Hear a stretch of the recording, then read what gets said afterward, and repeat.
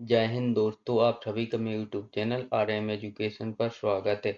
आज से हम अपने इस यूट्यूब चैनल पर जो हमारी आगामी हाई स्कूल के एग्ज़ाम्स होने वाले हैं, तो उसके लिए मैंने जिस प्रकार से हमारा हाई स्कूल का एग्ज़ाम्स पेपर आएगा, उसी अनुसार मैंने ये नमूना प्रश्न पत्र बनाए हैं। और ये जो मैंने प्रश्न पत्र बनाए हैं, तो आप जिस प्रकार से हमारा एग्ज़ाम्स होगा, उसी प्रकार से टोटल 23 क्वेश्चन रहेंगे और अथवा में रहेंगे। और इसके लिए समय 3 घंटे रहेगा और 75 नंबर के इसमें प्रश्न रहेंगे। और जिस प्रकार से हमारा एग्जाम आता है कि सभी प्रश्न हल करना अनिवार्य है। प्रश्न क्रमांक 1 से 5 तक 30 वस्तुनिष्ठ प्रश्न होंगे। प्रत्येक प्रश्न के लिए 1 अंक निर्धारित होगा, यानी कि जो प्रश्न क्रमांक 1 है, 1 से 5 तक है। जैसे प्रश्न क्रमांक 1 डाला तो उसमें जैसे सही विकल्प आएंगे, यानी कि सही विकल्प चुनिए, तो वह 6 आएंगे। तो इसी प्रकार से 2 में खाली स्थान आएंगे, 3 में सही जोड़ियां आएंगी, 4 में सत्ता सत्ता आएंगे। तो इस प्रकार से प्रश्न 1 से 5 तक 30 प्रश्न रहेंगे और प्रत्येक एक प्रश्न का रहेगा। अगला प्रश्न 6 से 23 तक आंतरिक विकल्प रहेंगे।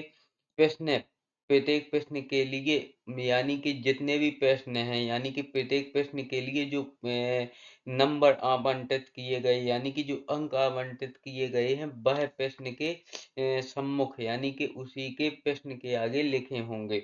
और प्रश्न 6 से 17 तक 30 शब्दों में उत्तर देना है। प्रश्न 18 से 20 तक 75 शब्दों में उत्तर देना है। और प्रश्न क्रमांक 21 से 23 तक 120 शब्दों में उत्तर देना है। और जहां आवश्यक हो तो स्वच्छ एवं नामांकित चित्र बनाइए, यानी कि बनाना है। तो ये जो मैंने प्रश्न पत्र बनाया है, जिस प्रकार से हमारा हाई स्कूल का फाइनल एग्जाम्स होगा, उसी प्रकार से मैंने बिल्कुल सेम टू सेम एग्जाम्स की तरह यह प्रश्न पत्र बनाया है। बस आपको इसमें ये अंतर समझना है कि जो ये मैंने प्रश्न पत्र बनाया है, यानी कि इसमें केवल यूनिट 1, यानी कि जो हमारा हाई स्कूल की यूनिट 1 है, रासायनिक अभिक्रिया एवं समीकरण, केवल उसी से मैंने इसमें प्रश्न लिए हैं। यानी कि सही विकल्प भी मैंने यूनिट 1 से रासायनिक अभिक्रिया एवं समीकरण से लिए हैं।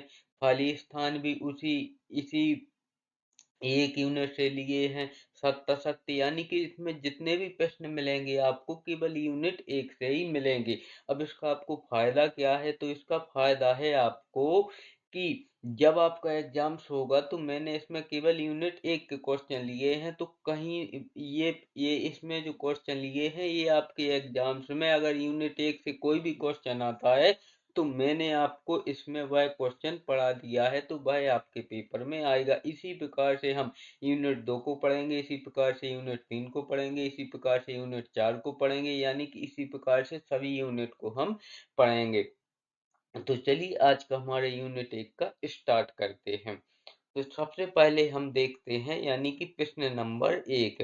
तो जैसा कि मैंने आपको समझाया था कि प्रश्न नंबर 1 में 6 प्रश्न रहेंगे और प्रत्येक प्रश्न 1 अंक का रहेगा, यानी कि 1 गुणा 6, यानी कि 6 प्रश्न 6 अंक के इसमें प्रश्न नंबर 1 में रहेंगे। तो सबसे पहले पहले एक रासायनिक अभिक्रिया में कौन सा परिवर्तन होता है? तो रासायनिक अभिक्रिया में रासायनिक परिवर्तन होता है ऑप्शन बी। अगला हम प्रश्न देखें तो मैग्नीशियम रिबन के जलने पर कौन सा पदार्थ बनता है? तो मैग्नीशियम रिबन के जलने पर एमजीओ, यानी कि मैग्नीशियम ऑक्साइड पदार्थ बनता है ऑप्शन ए। प्रश्न नंबर 3, जंग लगना किस प्रकार की अभिक्रिया है? तो जंग लगना एक ऑक्सीकरण अभिक्रिया है। ऑप्शन सी एक ऑक्सीकरण अभिक्रिया है, जैसा कि आप यहाँ पर भी आंसर देख सकते हैं। प्रश्न नंबर 4, रासायनिक समीकरण को संतुलित करने का कारण है? तो रासायनिक समीकरण को संतुलित इसलिए किया जाता है क्योंकि द्रव्यमान संरक्षण का नियम इसमें लागू होता है। अब द्रव्यमान संरक्षण का नियम क्या है? तो द्रव्यमान संरक्षण का नियम है, वह कहता है कि जब हमने रासायनिक अभिक्रिया करवाई थी, यानी कि करवाना करनी थी, यानी कि रासायनिक अभिक्रिया से पहले और रासायनिक अभिक्रिया से क्रिया के बाद पदार्थों की मात्रा एक समान रहती है। इसलिए इसमें द्रव्यमान संरक्षण का नियम लागू होता है। प्रश्न नंबर 5, जिस अभिक्रिया में ऊष्मा निकलती है वह कहलाती है। तो जिस अभिक्रिया में ऊष्मा निकलती है वह कहलाती है ऊष्मा छेपी। ऊष्मा छेपी। अगला प्रश्न नंबर 6, यानी कि प्रश्न नंबर पहले का छठवां, श्वसन किस प्रकार की अभिक्रिया है? तो श्वसन एक ऊष्मा छेपी अभिक्रिया है। ऊष्मा छेपी अभिक्रिया का मतलब होता है कि जिसमें ऊष्मा निकलती है। तो जो अब हम सांस लेते हैं वह एक ऊष्मा छेपी अभिक्रिया है, यानी कि इसमें ऊष्मा निकलती है। जैसा कि आप ठंडियों में अभी अभी जो हमारा ठंडी का मौसम चल रहा है, आप देखेंगे अगर सुबह से हम श्वास लेते हैं तो जैसे हम शीशे में देख रहे होंगे तो वहां पर पानी की बूंद बूंद सी जम जाती है, क्योंकि हमारी जो सांस गर्म निकलती है, बाहर का वातावरण ठंडा है तो वह जम जाती है। तो यह एक ऊष्माक्षेपी अभिक्रिया है। अब देखते हैं हम प्रश्न नंबर 2, यानी कि प्रश्न नंबर 1 सही विकल्प के हम 6 प्रश्न कंप्लीट कर चुके हैं, यानी कि 6 नंबर के। अब हम देखते हैं प्रश्न नंबर 2, रिक्त स्थानों की पूर्ति कीजिए। यह रिक्त स्थान यानी कि खाली स्थान भी 6 क्वेश्चन है और प्रत्येक क्वेश्चन एक प्रश्न का है, तो 1 गुणा 6 यह भी खाली स्थान भी 6 अंक के होंगे। तो जिस अभिक्रिया में 2 या 2 से अधिक पदार्थ मिलकर एक पदार्थ बनाते हैं तो उसे संयोजन अभिक्रिया कहते हैं। तो उसे संयोजन अभिक्रिया कहते हैं। उसे संयोजन अभिक्रिया कहते हैं, जैसा कि आप यहाँ पर भी देख सकते हैं। खाली स्थान 1 का आंसर। रासायनिक अभिक्रिया में बनने वाले नए पदार्थ को कहते हैं, तो उसे कहते हैं उत्पाद, यानी कि रासायनिक अभिक्रिया में से बनने वाले नए पदार्थ को उत्पाद कहते हैं, जैसा कि आप यहाँ आंसर भी देख सकते हैं। प्रश्न नंबर 3, जंग लगना लोहे का डॉट डॉट डॉट है। तो जंग लगना लोहे का ऑक्सीकरण है। जंग लगना लोहे का ऑक्सीकरण है। CaCO3 यानी कि कैल्शियम कार्बोनेट को गर्म करने पर कैल्शियम ऑक्साइड यानी कि CaO कैल्शियम ऑक्साइड और CO2 यानी कि कार्बन डाइऑक्साइड बनता है।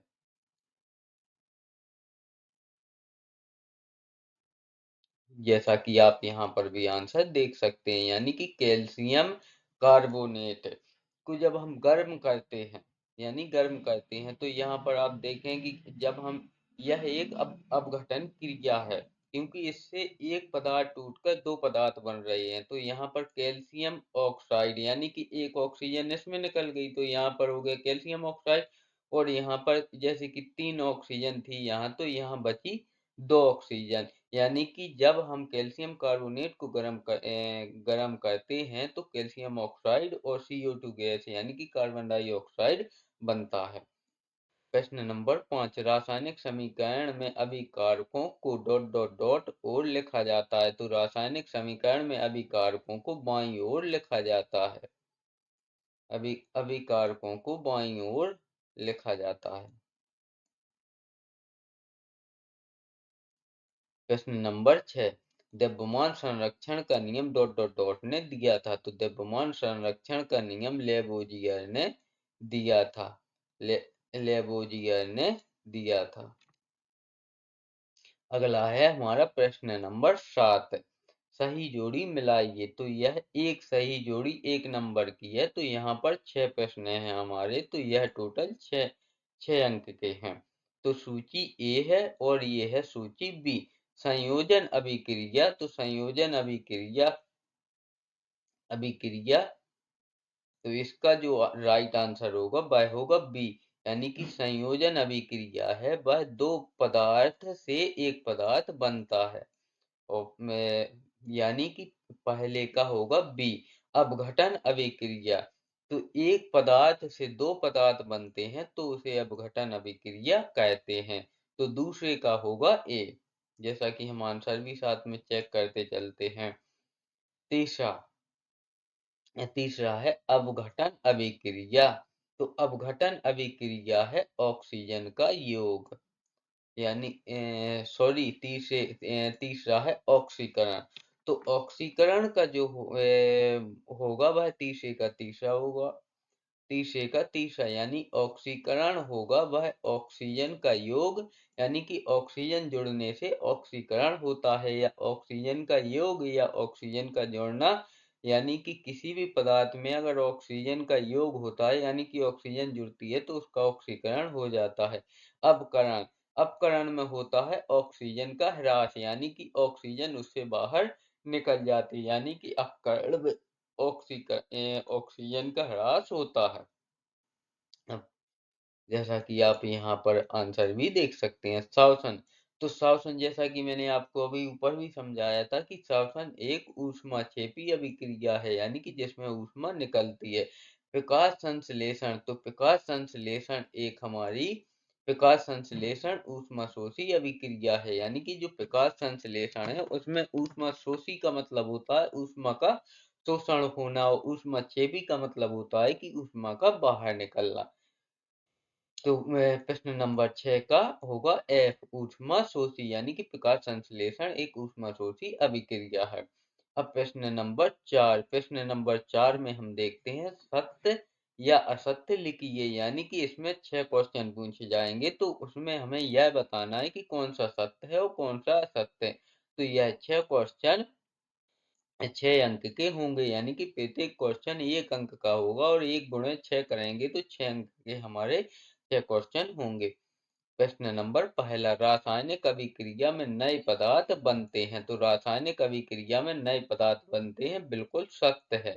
तो ये हमारा है, यह सत्य कथन है, यानी कि रासायनिक अभिक्रिया में नए पदार्थ बनते हैं। सभी अभिक्रियाएं ऊष्मा क्षेपी होती हैं, यह हमारा असत्य है, क्योंकि सभी अभिक्रियाएं क्षेपी थोड़ी होती हैं कि सभी अभिक्रियाओं में ही ऊष्मा निकलती है।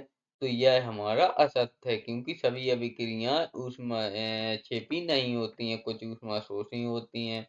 जंग लगना एक धीमी अभिक्रिया है, बिल्कुल सत्य है, क्योंकि आप देखेंगे कि जो हमारे घर में लोहे का कुछ भी सामान रखा रहता है तो उसमें जो जंग लगती है वह बहुत धीरे धीरे लगती है।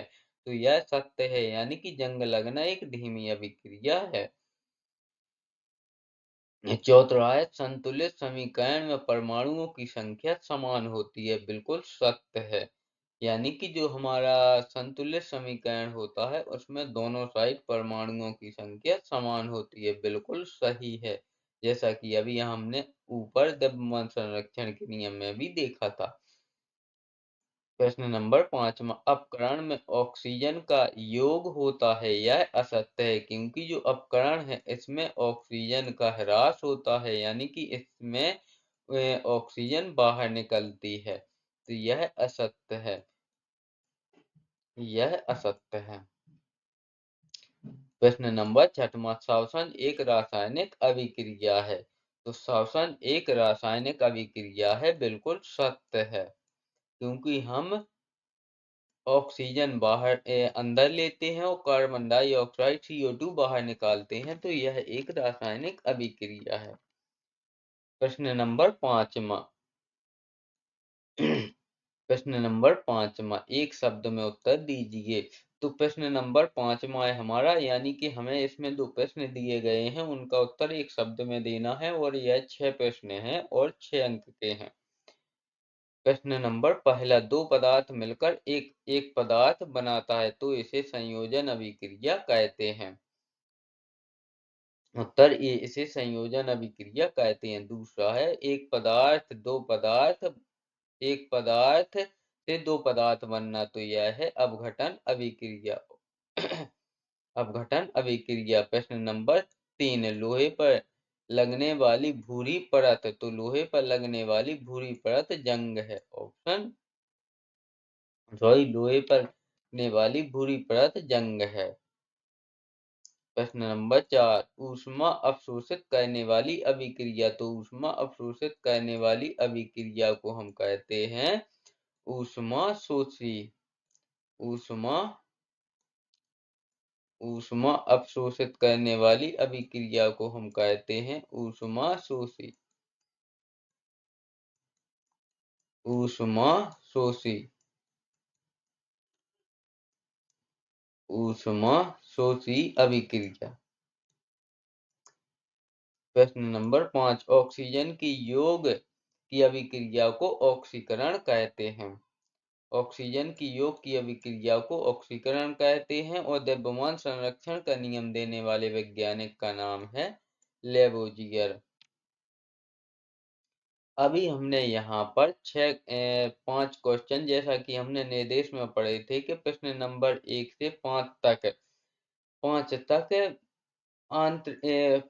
तक यानी कि हमें ऑप्शन में छांटना था। जैसे प्रश्न 1 में सही विकल्प दिए थे, प्रश्न 2 में खाली स्थान, प्रश्न 3 में सही जोड़ी, प्रश्न 4 में सत्ता और प्रश्न 5 में एक शब्द में उत्तर। तो हमने ये सभी, यानी कि प्रश्न 1 में 6 सही विकल्प थे, इसी प्रकार से 6 खाली स्थान थे, 6 सही जोड़ी मिलाना थी और सभी एक-एक नंबर के थे। तो हमने 6 पंचे 30 यानी कि 30 क्वेश्चनों को, यानी 5 क्वेश्चन थे और उसमें अंदर 6-6 उसके अंदर प्रश्न दिए गए थे। तो हमने 30 प्रश्न कंप्लीट किए 30 नंबर के। चलिए अब हम प्रश्न नंबर 6 से अपना आगे बढ़ते हैं।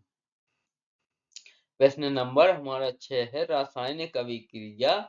रासायनिक अभिक्रिया की परिभाषा दीजिए। यह 2 अंक का प्रश्न है और हमें जो इसका उत्तर देना है यह 30 शब्दों में देना है।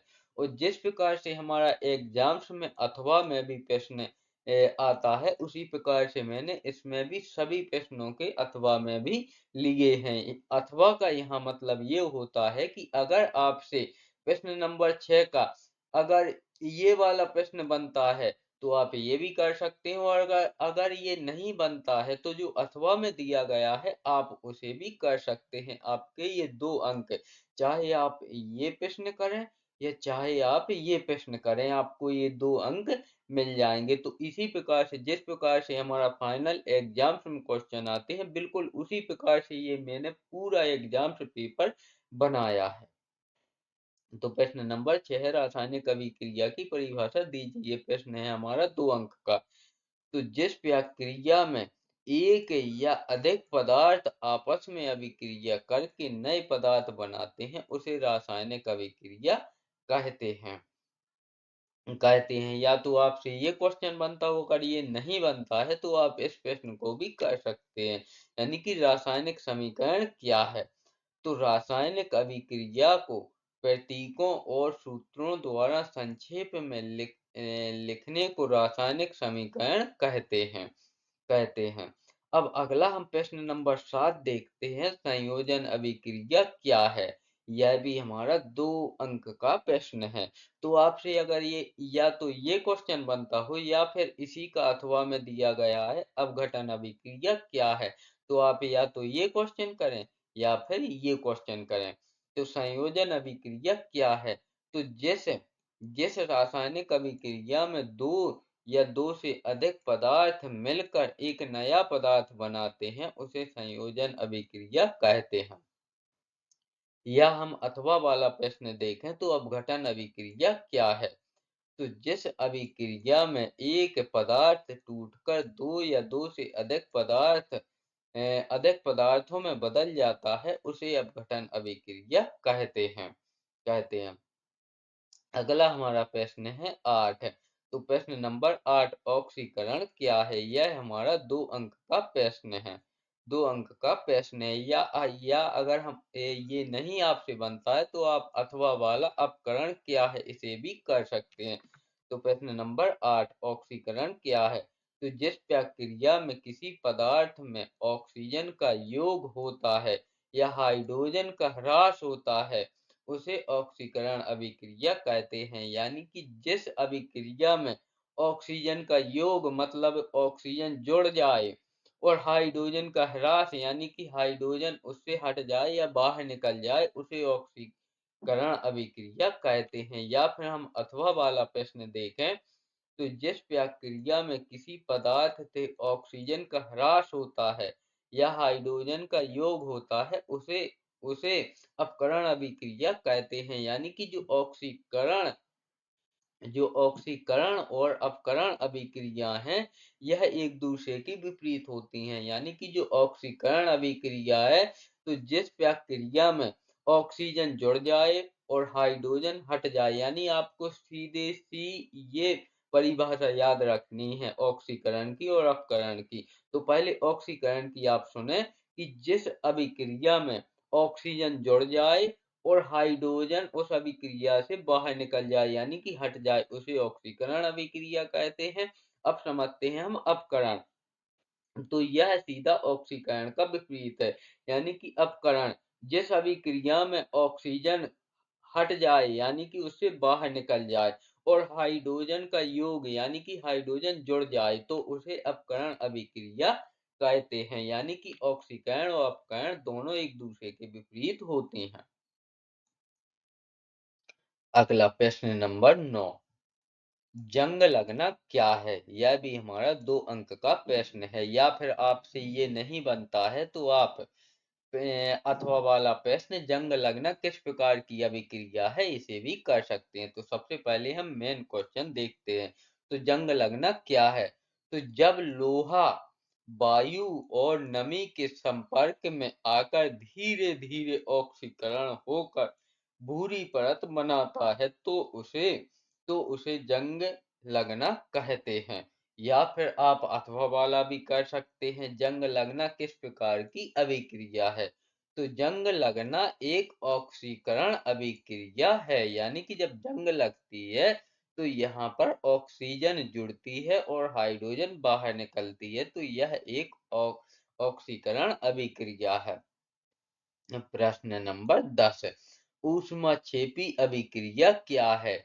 यह भी हमारा 2 अंक का प्रश्न है।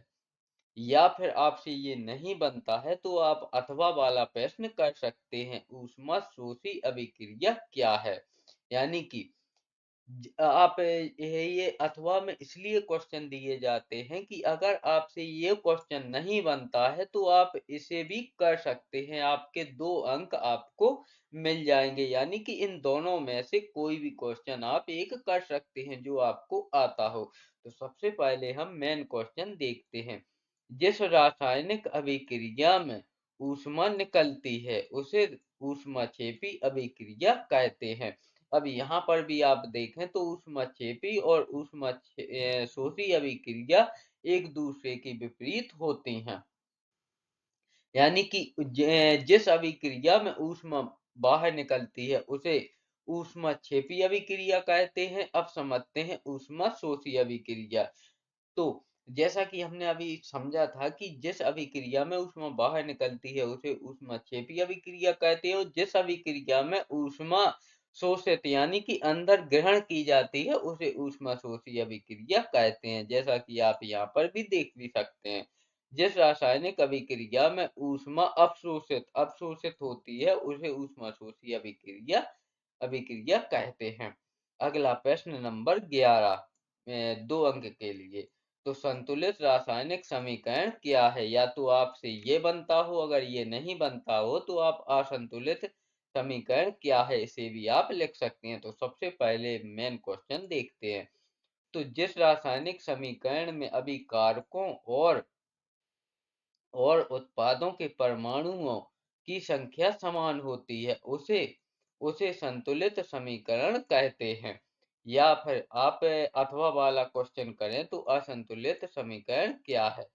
तो जिस रासायनिक समीकरण में दोनों ओर परमाणुओं की संख्या समान नहीं होती है, उसे असंतुलित रासायनिक समीकरण कहते हैं। यानी कि जो संतुलित रासायनिक समीकरण होता है, उसमें दोनों ओर लेफ्ट हैंड साइड और राइट हैंड साइड दोनों ओर परमाणुओं की संख्या समान होती है, और जो असंतुलित रासायनिक समीकरण होती है, उसमें दोनों ओर परमाणुओं की संख्या समान नहीं होती है। हमारा अगला प्रश्न है प्रश्न नंबर 12, श्वसन किस प्रकार की अभिक्रिया है? यह हमारा प्रश्न 2 अंक के लिए है। तो श्वसन एक ऊष्माक्षेपी अभिक्रिया है, क्योंकि इसमें ग्लूकोज के ऑक्सीकरण से ऊर्जा निकलती है। या अगर यह क्वेश्चन आपसे नहीं बनता है तो आप अथवा वाला प्रश्न प्रकाश संश्लेषण किस प्रकार की अभिक्रिया है यह कर सकते हैं। तो प्रकाश संश्लेषण एक ऊष्मा शोषी अभिक्रिया है, क्योंकि इसमें सूर्य की ऊष्मा अवशोषित होती है। अगला प्रश्न है 13। द्विविस्थापन अभिक्रिया क्या है? यह हमारा 2 अंक के लिए प्रश्न है। तो जिस अभिक्रिया में दो यौगिकों के बीच आयनों का आदान प्रदान होता है उसे द्विविस्थापन अभिक्रिया कहते हैं। या फिर आपको ये नहीं आता है तो आप इसका अथवा वाला प्रश्न विस्थापन अभिक्रिया क्या है इसे भी कर सकते हैं। जिस अभिक्रिया में अधिक क्रियाशील तत्व कम क्रियाशील तत्व को उसके यौगिक से विस्थापित कर देता है उसे विस्थापन अभिक्रिया कहते हैं। अगला प्रश्न है हमारा प्रश्न नंबर 14। धीमी अभिक्रिया का उदाहरण दीजिए। यह भी हमारा 2 अंक के लिए पूछा गया प्रश्न है। तो उत्तर है वह जंग लगना एक धीमी रासायनिक अभिक्रिया का उदाहरण है। या अगर आपसे ये नहीं बनता है तो आप अथवा वाला तीव्र अभिक्रिया का उदाहरण दीजिए। तो तीव्र अभिक्रिया का उदाहरण है मैग्नीशियम रेबन का जलना, एक तीव्र रासायनिक अभिक्रिया है। प्रश्न नंबर 15। द्रव्यमान संरक्षण का नियम लिखिए। यह भी हमारा 2 अंक के लिए पूछा गया प्रश्न है। तो किसी रासायनिक अभिक्रिया में द्रव्यमान ना तो उत्पन्न होता है और ना ही नष्ट होता है, यही हमारा द्रव्यमान संरक्षण का नियम कहता है। या फिर अगर आपसे यह क्वेश्चन नहीं बनता है तो इसी 2 अंक प्रश्न नंबर 2 अंक के लिए आप अथवा वाला प्रश्न भी कर सकते हैं। यह नियम किसने दिया था? तो द्रव्यमान संरक्षण का नियम लेबोजियर ने दिया था। प्रश्न नंबर 16। ऑक्सीकरण का एक उदाहरण दीजिए। यह भी हमारा 2 अंक के लिए पूछा गया प्रश्न है। तो मैग्नीशियम का जलकर मैग्नीशियम ऑक्साइड बनना ऑक्सीकरण का उदाहरण है। या अगर आपसे ये प्रश्न नंबर 16 का मेन क्वेश्चन नहीं बनता है तो आप अथवा वाला अपकरण का एक उदाहरण दीजिए। यह भी आप कर सकते हैं। तो कॉपर ऑक्साइड से कॉपर प्राप्त होना अपकरण का उदाहरण है। चलिए अगला प्रश्न हम देखते हैं। प्रश्न नंबर 17। रासायनिक अभिक्रिया के 2 लक्षण लिखिए। यानी कि रासायनिक अभिक्रिया होने पर कौन से 2 लक्षण होते हैं तो वह हमें लिखना है। यह प्रश्न भी 2 अंक के लिए है। तो उत्तर है रंग परिवर्तन और गैस का निकलना रासायनिक अभिक्रिया के प्रमुख लक्षण हैं। यानी कि अगर रासायनिक अभिक्रिया होगी तो रंग में परिवर्तन होगा और गैस का निकलना रासायनिक अभिक्रिया के प्रमुख लक्षण हैं। प्रश्न नंबर या फिर आप 17 का अथवा वाला भी कर सकते हैं। अगर आपसे मेन क्वेश्चन नहीं बनता है तो रासायनिक अभिक्रिया में ऊर्जा परिवर्तन क्यों होता है? तो उत्तर है बंधन टूटने और नए बंध बनने के कारण रासायनिक अभिक्रिया में ऊर्जा परिवर्तन होता है। चलिए अब देखते हैं हम प्रश्न नंबर 3 जो कि है 3 अंक के लिए। तो प्रश्न नंबर 3। रासायनिक अभिक्रिया के प्रकार लिखिए। यह हमारा प्रश्न 3 अंक के लिए है। तो रासायनिक अभिक्रिया कई प्रकार की होती हैं। प्रमुख प्रकार हैं वह हैं संयोजन अभिक्रिया, अपघटन अभिक्रिया, विस्थापन अभिक्रिया, द्विविस्थापन अभिक्रिया। इसके अतिरिक्त ऑक्सीकरण अपकरण अभिक्रियाएं भी महत्वपूर्ण होती हैं। ये अभिक्रियाएं दैनिक जीवन में अनेक प्रक्रियाओं में दिखाई देती हैं। अथवा आपसे ये प्रश्न नंबर 18 का मेन क्वेश्चन नहीं आता है तो आप इसके अथवा वाला भी कर सकते हैं, यानी कि संयोजन एवं अपघटन अभिक्रिया समझाइए। तो संयोजन अभिक्रिया में दो या दो से अधिक पदार्थ मिलकर एक नया पदार्थ बनाते हैं, जबकि अपघटन अभिक्रिया में एक पदार्थ टूटकर दो या दो या अधिक पदार्थ में बदल जाता है। यानी कि जो संयोजन अभिक्रिया है, इसमें दो या दो से अधिक पदार्थ मिलकर एक नया पदार्थ बनाते हैं, जबकि जो अपघटन अभिक्रिया है, उसमें एक पदार्थ टूटकर दो या दो से अधिक पदार्थ में बदल जाता है या बनाते हैं। तो दोनों अभिक्रियाएं एक दूसरे के विपरीत होते हैं। अगला क्वेश्चन है हमारा प्रश्न नंबर 19, ऑक्सीकरण एवं अपकरण समझाइए। यह प्रश्न हमारा 3 अंक के लिए है। तो ऑक्सीकरण वह प्रक्रिया है जिसमें किसी पदार्थ में ऑक्सीजन का योग या हाइड्रोजन का ह्रास होता है। यानी कि जो ऑक्सीकरण अभिक्रिया है, उसमें उसमें ऑक्सीजन जुड़ती है और हाइड्रोजन बाहर निकलती है, जबकि जो अपकरण अभिक्रिया है, उसमें ऑक्सीजन का ह्रास यानी कि ऑक्सीजन बाहर निकलती है और हाइड्रोजन का योग यानी कि हाइड्रोजन जुड़ जाती है। दोनों प्रक्रियाएं साथ साथ होती हैं और एक दूसरे के बिना संभव नहीं है। यानी कि जो ऑक्सीकरण और अपकरण अभिक्रियाएं दोनों एक साथ साथ होती हैं और एक दूसरे के बिना संभव नहीं है। ऑक्सीकरण इलेक्ट्रॉन का त्याग, यानी कि जो ऑक्सीकरण अभिक्रिया है, इसमें इलेक्ट्रॉन का त्याग होता है, लॉस ऑफ इलेक्ट्रॉन्स। ऑक्सीजन का जुड़ना और हाइड्रोजन का हटना, यह ऑक्सीकरण अभिक्रिया है। जबकि जो अपकरण अभिक्रिया है, इसमें इलेक्ट्रॉन का लाभ यानी कि गेन ऑफ इलेक्ट्रॉन और इसमें ऑक्सीजन का हटना और हाइड्रोजन का जुड़ना होता है। लेकिन अगर आपको 19 का मेन क्वेश्चन नहीं आता है, तो आप इसका अथवा वाला भी कर सकते हैं। यानी कि रेडॉक्स अभिक्रिया क्या है।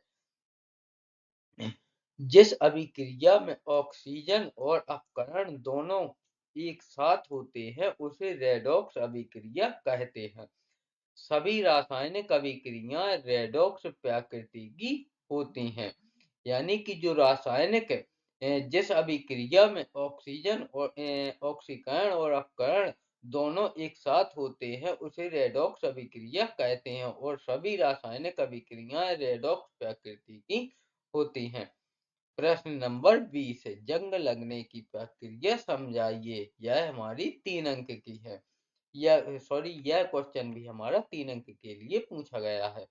तो लोहा जब लोहा वायु में उपस्थित ऑक्सीजन और नमी नमी के संपर्क में आता है, तो उसे धीरे धीरे ऑक्सीकरण होता है। इस प्रक्रिया में लोहे पर भूरी परत जम जाती है, जिसे जंग कहते हैं। यह एक धीमी रासायनिक अभिक्रिया है या अगर आपसे यह क्वेश्चन प्रश्न 20 का मेन नहीं बनता है, तो आप इसके अथवा वाला जंग से बचाव के उपाय यह क्वेश्चन भी कर सकते हैं। तो उत्तर लोहे को रंग करके तेल या ग्रीस लगा के जस्तीकरण द्वारा तथा मिश्र धातु बनाकर जंग से बचाया जा सकता है। और इसके जो मुख्य उपाय है, वह पेंट या वार्निश, धातु की सतह पर पेंट या वार्निश की परत लगाने से वह हवा और नमी के संपर्क में नहीं आती है, जिससे जंग नहीं लगती है। दूसरा है तेल या ग्रीस, मशीनों के पुर्जों और औजारों पर तेल या ग्रीस लगाने से नमी रुकती है और जंग से बचाव होता है। या अगर हम तीसरा देखें तो गैल्वेनाइजेशन, लोहे या स्टील पर जस्ता जिंक की पतली परत चढ़ाना, जो ऑक्सीजन और पानी को नीचे की धातु तक पहुंचने से रोकता है और खुद एक सुरक्षात्मक परत का काम करता है। तो इससे भी जंग से बचा जा सकता है। अगला प्रश्न है हमारा प्रश्न नंबर 21वां, तो यह प्रश्न हमारा 4 नंबर के लिए पूछा गया है। लेकिन आपको जब आप आंसर लिखेंगे तो वहां आपको एक बात याद रखना, जो प्रश्न प्रश्न नंबर 6 से 17 तक है, वह उसका आंसर आपको 30 शब्दों में लिखना है। यानी कि उसमें प्रश्न पूछा गया है 2 अंक के लिए, तो आपको केवल 30 शब्द में उत्तर लिखना है। ऐसा नहीं कि आपको कोई क्वेश्चन आया तो रामायण की तरह बहुत लंबा लिखते रहना है। नहीं, मात्र 30 शब्दों में लिखना है। और जो प्रश्न नंबर 18 से 20 तक है, तो यह 3 नंबर के लिए क्वेश्चन पूछा गया है, तो इसका आंसर आपको 75 शब्द में लिखना है। लेकिन जो क्वेश्चन नंबर 21 से 23 तक है, यानी कि 21, 22, 23, यानी कि 3 क्वेश्चन, ये 4-4 नंबर के आएंगे, तो इनको आपको 120 शब्दों में 120 शब्दों में लिखना है। यानी कि इस क्वेश्चन को बड़ा लिखना है, क्योंकि ये क्वेश्चन 4 नंबर के लिए पूछा गया है। तो आप इस बात का याद रखें कि अगर 2 क्वेश्चन के लिए 2 अंक के लिए प्रश्न पूछा गया है, तो आपको उसका आंसर केवल 30 शब्दों में लिखना है। और अगर प्रश्न 3 अंक के लिए पूछा गया है, तो उसका आंसर 75 शब्द के लिए शब्दों में लिखना है। और अगर प्रश्न 4 अंक के लिए पूछा गया है, तो आपको उसका आंसर 120 शब्दों में लिखना है, जैसा कि आप यहाँ पर भी देख सकते हैं। तो रासायनिक रासायनिक अभिक्रियाओं के प्रकारों का वर्णन कीजिए कीजिए क्योंकि जो क्वेश्चन 4 नंबर का आता है, तो उसमें पहले प्रश्न में ही पूछ देता है कि वर्णन कीजिए। तो रासायनिक अभिक्रियाएं कई प्रकार की होती हैं। संयोजन अभिक्रिया में दो या दो से अधिक पदार्थ मिलकर एक पदार्थ बनाते। अपघटन क्रिया में एक पदार्थ टूटकर कई पदार्थों में बदलता है। विस्थापन अभिक्रिया में अधिक क्रियाशील तत्व कम क्रियाशील तत्व को विस्थापित करता है। द्विविस्थापन अभिक्रिया में आयनों का आदान प्रदान होता है। ऑक्सीकरण अपकरण अभिक्रियाएं भी महत्वपूर्ण होती हैं। अब हम इनके कुछ अलग से भी इनके प्रकारों को पढ़ते हैं, यानी कि प्रमुख प्रकार। तो संयोजन अभिक्रिया दो या अधिक अभिकारक मिलकर एक नया जटिल उत्पाद बनाते हैं, तो उसे संयोजन अभिक्रिया कहते हैं। जैसा कि आप यहाँ पर उदाहरण में भी देख सकते हैं कि ये, यानी कि एक तत्व है और बी एक तत्व है, या दोनों मिलकर एक उत्पाद बनाते हैं, तो इसे संयोजन का मतलब ही होता है जुड़ना। जुड़कर एक पदार्थ बनाते हैं, तो उसे संयोजन अभिक्रिया कहते हैं। अगली दूसरी है अपघटन अभिक्रिया। तो ये एक यौगिक टूटकर सैल पदार्थों में बदल जाता है। यानी कि यहाँ पर आप देख सकते हैं कि यहाँ पर एक यौगिक है, और यौगिक तो आप जानते ही होंगे। अगर नहीं जानते हैं तो आप लोग मेरे पिछले वीडियो देख सकते हैं, तो वहां पर मैंने सभी को पढ़ाया है। तो यानी कि ये एक यौगिक टूटकर दो पदार्थ, यानी कि ए एक पदार्थ हुआ और बी एक पदार्थ हुआ, दो पदार्थ बनाते हैं, तो उसे अपघटन अभिक्रिया कहते हैं। यानी कि अपघटन का अर्थ ही होता है टूटना। विस्थापन अभिक्रिया एक एक अधिक क्रियाशील तत्व कम क्रियाशील तत्व को यौगिक से विस्थापित कर देता है, तो इसे विस्थापन अभिक्रिया कहते हैं। जैसे कि यहाँ पर ए एक तत्व है और बी एक यौगिक है। तो जब ये जो बी है, ये बी तत्व है, तो इसने सी को विस्थापित कर दिया। यानी कि इसने अपने अपने साथ से सी को हटाकर ए के साथ जोड़ दिया, यानी कि विस्थापित कर दिया। तो यह विस्थापन अभिक्रिया है। द्विविस्थापन अभिक्रिया अभिक्रिया दो यौगिक आयनों का आदान प्रदान करके दो नए यौगिक बनाते हैं। जैसे ए ए ए और बी एक यौगिक है, सी और डी एक यौगिक है, लेकिन इन्होंने यहाँ ए डी से जुड़ गया और सी बी से जुड़ गया। जैसा कि आप यहाँ पर देख भी सकते हैं, ए डी और सी बी अलग अलग यौगिक बन गए, यानी कि एक दूसरे के आयनों का आदान प्रदान हो गया, तो इसे द्विविस्थापन अभिक्रिया कहते हैं।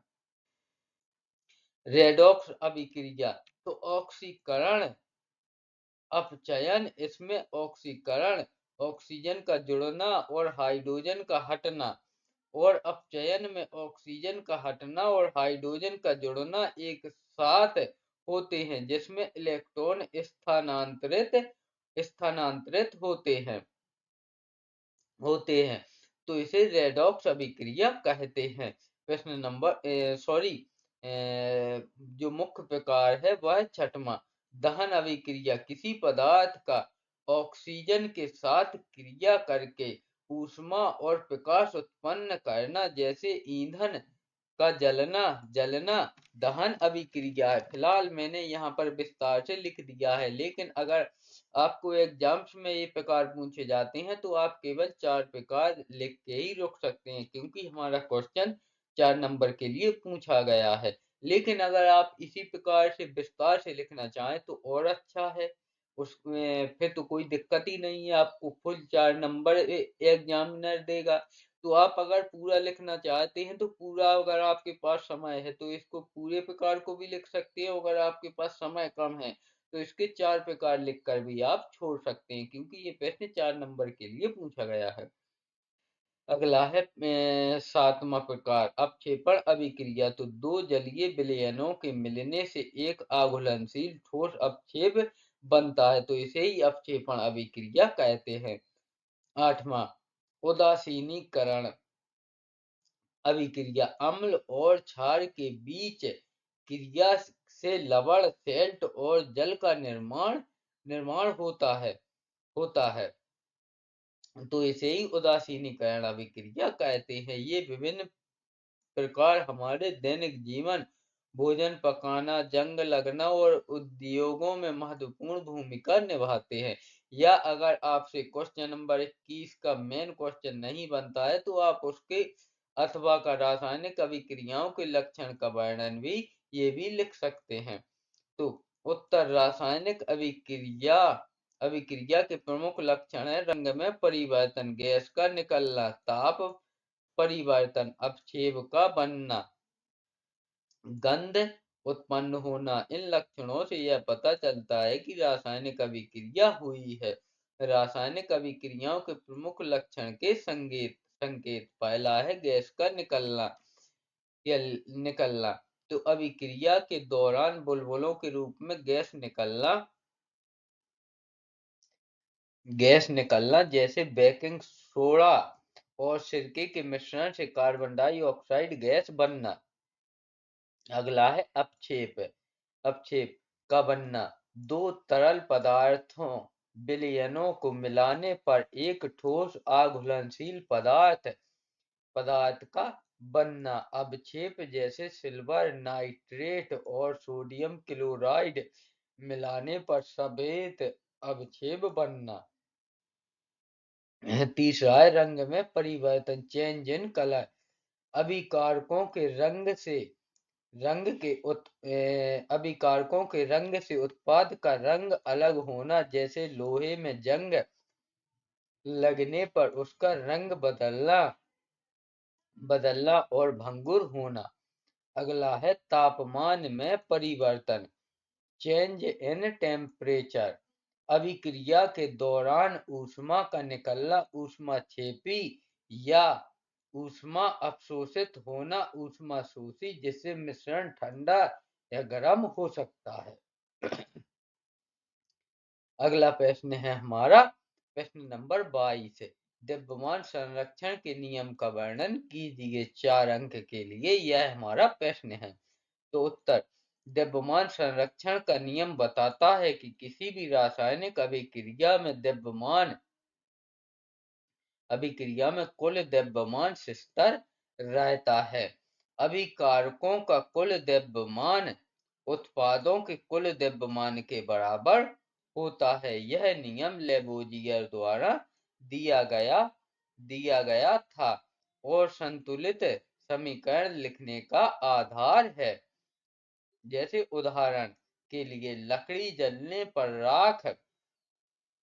राख कार्बन डाइऑक्साइड और जल वाष्प में बदलती है, लेकिन अगर आप जलने से पहले लकड़ी, ऑक्सीजन और जलने की जलने के बाद राख CO2 और जल का कुल द्रव्यमान मापें तो वे बराबर होंगे, क्योंकि द्रव्यमान राख में गायब नहीं हुआ बल्कि गैसों में बदल गया है। या अगर प्रश्न नंबर 22 आपसे जैसे ही मेन क्वेश्चन नहीं बनता है तो आप इसका अथवा वाला संतुलित रासायनिक समीकरण का महत्व भी लिख सकते हैं। आपको पूरे 4 नंबर मिलेंगे प्रश्न नंबर 22 के। संतुलित रासायनिक समीकरण से यह पता चलता है कि अभिक्रिया में कौन कौन से पदार्थ कितनी मात्रा में भाग लेते हैं। यह द्रव्यमान संरक्षण नियम का पालन करता है और गणनाओं में सहायक होता है।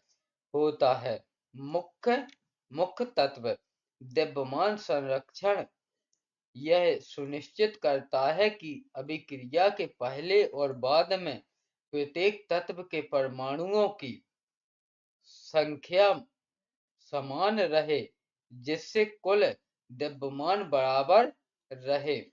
द्रव्यमान संरक्षण के नियम का पालन हो।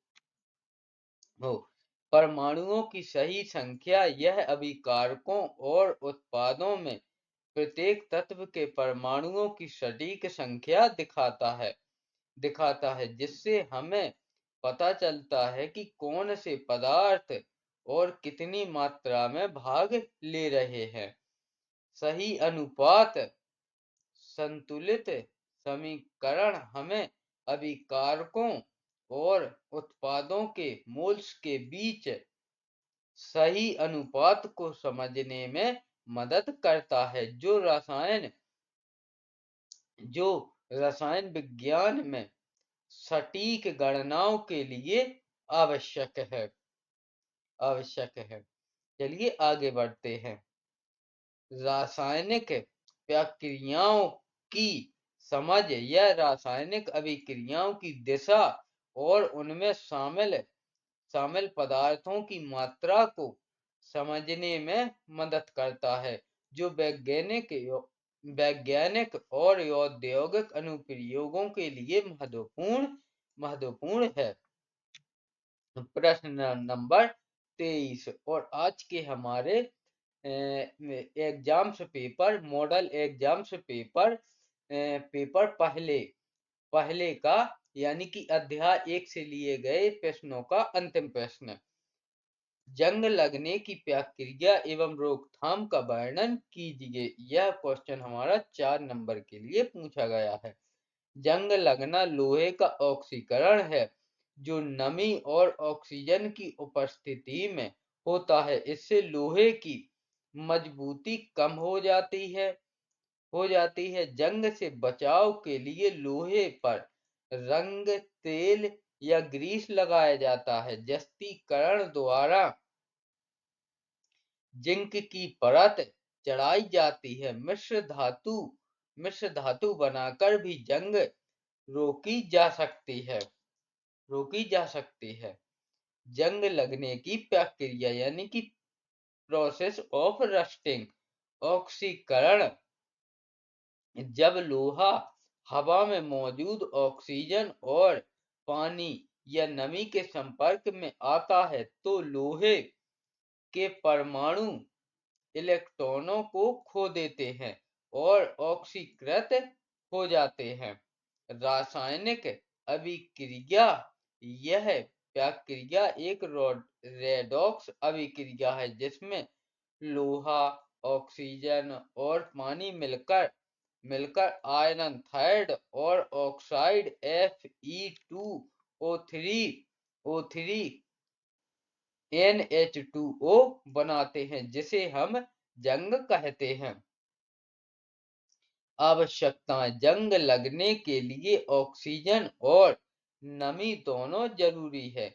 नम हवा या नमक युक्त पानी जैसे समुद्री पानी में जंग तेजी से लगती है। अथवा आपको प्रश्न नंबर 23 का मेन क्वेश्चन नहीं बनता है तो आप इसके अथवा का भी कर सकते हैं। ऑक्सीकरण अपकरण अभिक्रियाओं का महत्व लिखिए।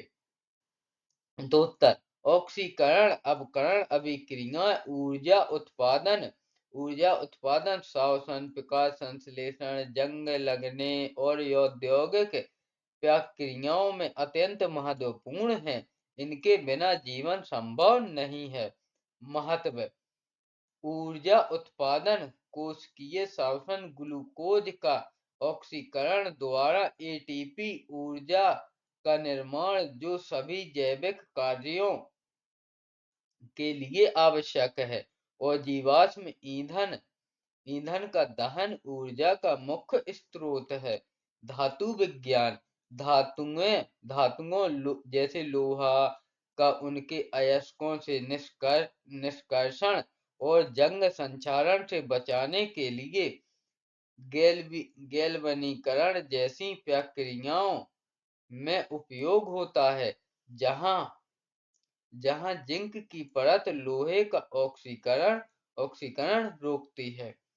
खाद्य संरक्षण, ऑक्सीकरण से भोजन का खराब होना, विकृत गंधिता और फल सब्जियों का काला पड़ना, सेब का भूरा होना रेडॉक्स प्रक्रियाओं के कारण होते हैं। अब रासायनिक संश्लेषण, दवाइयों, उर्वरकों, नाइट्रिक एसिड, ब्लीचिंग एजेंट और डिटर्जेंट जैसे कई आवश्यक रसायनों के निर्माण में इनका उपयोग होता है। तो चलिए, आज हमने मॉडल पेपर यानी कि केवल अभ्यास के लिए जिस प्रकार से हमारा एग्जाम्स में पेपर आना है उसी प्रकार से ये मैंने पेपर बनाया था। जैसा कि हमारा एग्जाम से बिल्कुल सेम टू सेम इसी प्रकार से आएगा, लेकिन मैंने इसमें सिर्फ ये किया था कि ये एग्जाम्स में हमारे सभी जो यूनिट है उनसे उनसे क्वेश्चन आएगा, लेकिन मैंने इसमें इस मॉडल पेपर में केवल यूनिट 1 के क्वेश्चन लिए थे। अब हम जो आगे वीडियो पढ़ेंगे उसमें हम केवल यूनिट 2 के क्वेश्चन लेंगे, यानी कि अम्ल क्षारक एवं लवण से क्वेश्चन लेंगे। जो तीसरा मॉडल पेपर पढ़ेंगे उसमें केवल यूनिट 3 के धातु अधातु के क्वेश्चन लेंगे। इसी प्रकार से हम सभी यूनिट को पढ़ने के बाद जब हमारा एग्जाम्स होगा तो उसमें हम जिस प्रकार से हमारा एग्जाम्स में पेपर आएगा उसी अनुसार मैं सभी यूनिट से क्वेश्चन लेकर फिर फाइनल मॉडल पेपर बनाऊंगा। तो आप लोग मेरे इस यूट्यूब चैनल के साथ जुड़े रहें। आपको इसी प्रकार से सभी कक्षाओं के इसी प्रकार से हर यूनिट के मॉडल पेपर मिलेंगे, एवं जब हमारे एग्जाम्स होंगे तो उसमें बिल्कुल एग्जाम्स की तरह सभी यूनिट के क्वेश्चन लेकर एग्जाम्स पेपर की तरह ही आपको एग्जाम्स पेपर मिलेगा। तो चलिए, अगर वीडियो आपको पसंद आया तो वीडियो को दोस्तों लाइक जरूर कर दिया करें, क्योंकि लाइक करने से हमारा मोटिवेशन बढ़ता है और हम इसको और अच्छे तरीके से बनाने की कोशिश करते हैं। तो चलिए, वीडियो में अंत तक बने रहने के लिए धन्यवाद। कल हम पढ़ेंगे यूनिट 2 के क्वेश्चन लेकर मॉडल पेपर पढ़ेंगे। जिस प्रकार से हमारा एग्जाम्स आता है तो कल हम मॉडल पेपर 2 अम्ल क्षारक एवं लवण को पढ़ेंगे। वीडियो में अंत तक बने रहने के लिए धन्यवाद।